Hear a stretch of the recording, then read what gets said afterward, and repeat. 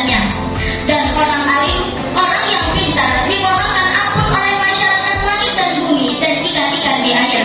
Tentang keistimewaan orang berilmu, dia melebihi ahli ibadah, seperti bulan purnama mengalahkan bintang-bintang lainnya.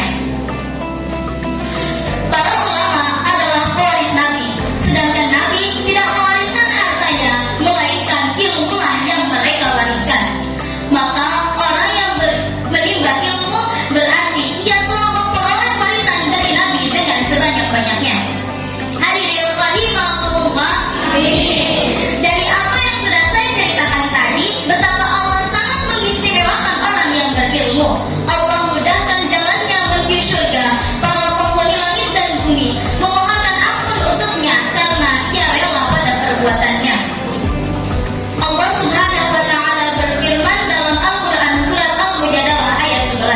A'udzu billahi minasyaitonir rajim. Bismillahirrahmanirrahim.